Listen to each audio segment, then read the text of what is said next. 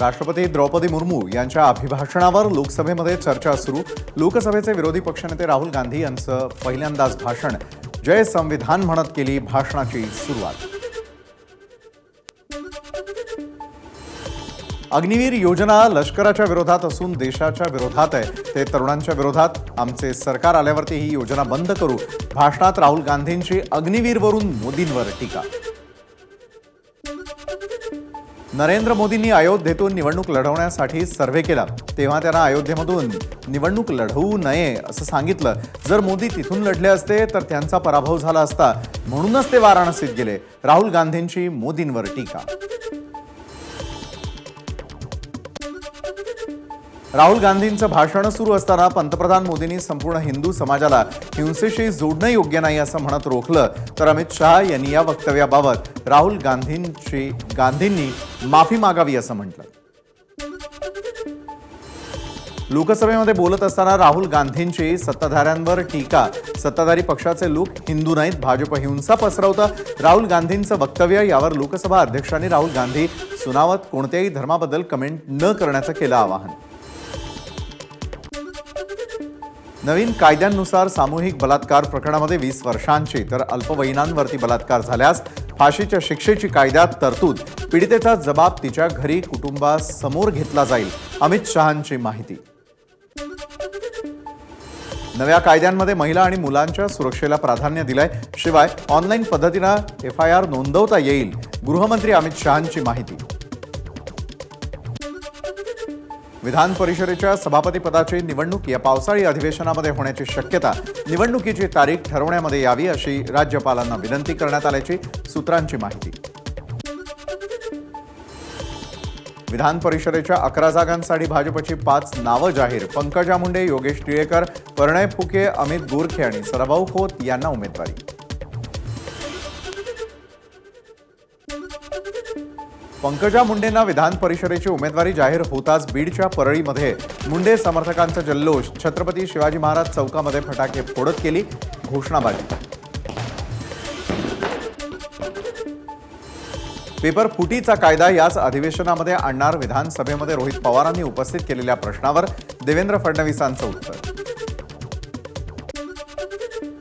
Paper फुटीबाबत विरोधकांच्या प्रश्नांना फडणवीसांचं उत्तर।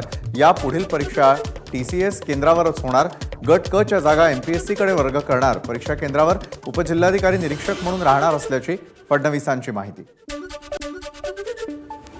लोकभावना लक्षात घेता दीक्षाभूमीच्या पार्किंगच्या कामाला स्थगिती। विधानसभेमध्ये फडणवीसांची घोषणा, तर समितीशी चर्चा करूनच विकास कामं सुरू केल्याचंही फडणवीसांचं स्पष्टीकरण। स्थगिती दिली असली तरी दीक्षाभूमी इथं पार्किंग होणार नाही अशी भूमिका घेणं गरजेचं। मुख्यमंत्र्यांनी स्वतः सभागृहामध्ये येऊन सांगायला हवं, प्रकाश आंबेडकरांची मागणी। देवेंद्र फडणवीसांच्या घोषणेपूर्वी दीक्षाभूमीच्या अंडरग्राऊंड पार्किंग विरोधात आंदोलन। अंडरग्राऊंड पार्किंग ही लाखो भाविकांच्या सुरक्षेच्या दृष्टीनं धोकादायक असल्याचं आंदोलकांचं म्हणणं। दीक्षाभूमी परिसरामधील अंडरग्राऊंड पार्किंगच्या कामाच्या आंदोलकांकडून तोडफोड आणि जाळपोळ। मोठ्या प्रमाणात आंबेडकर अनुयायांनी एकत्र येत केला पार्किंगच्या कामाला विरोध।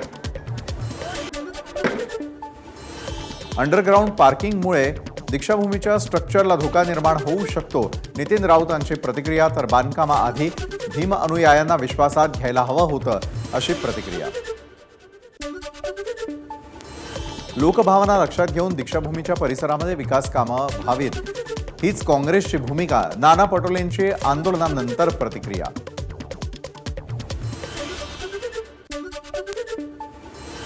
मुंबईतील रेल्वे जमिनींवरील झोपड्यांबाबत लवकरच रेल्वे मंत्र्यांना पत्र लिहिणार। मंत्री उदय सामंत यांची विधानसभेत माहिती।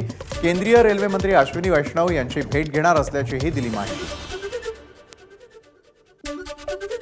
उदय सामंतांची उद्धव आणि आदित्य ठाकरेंवर टीका। उद्धव ठाकरे 1.5 वर्ष कॅबिनेट घेत नव्हते, पत्रकार परिषदेमध्ये बोंबलण्यापेक्षा आमच्याशी चर्चा करावी, उदय सामंतांचा आदित्य ठाकरेंना टोला।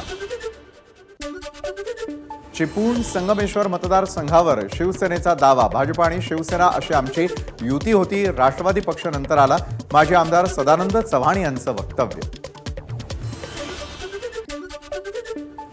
नीटचं नवं रँकिंग जाहीर. नव्यानं परीक्षा दिलेल्या 813 विद्यार्थ्यांच्या निकालानंतर रँकिंगमध्ये मोठा बदल. मुंबईच्या पवई विभागामध्ये TCS आय-ऑन डिजिटल पार्कमध्ये परीक्षार्थींचा मोठा गोंधळ. महाराष्ट्र लोकसेवा आयोगाची लिपिक पदासाठीची टंकलेखन चाचणी परीक्षेदरम्यान सॉफ्टवेअरमध्ये तांत्रिक बिघाड, त्यामुळे आज आणि उद्याची परीक्षा ढकलली पुढे.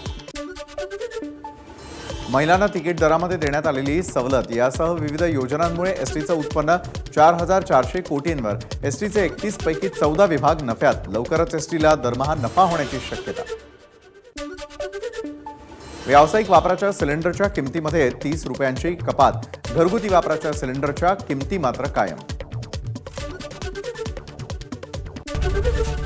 एबीपी माझा, उघडा डोळे बघा नीट.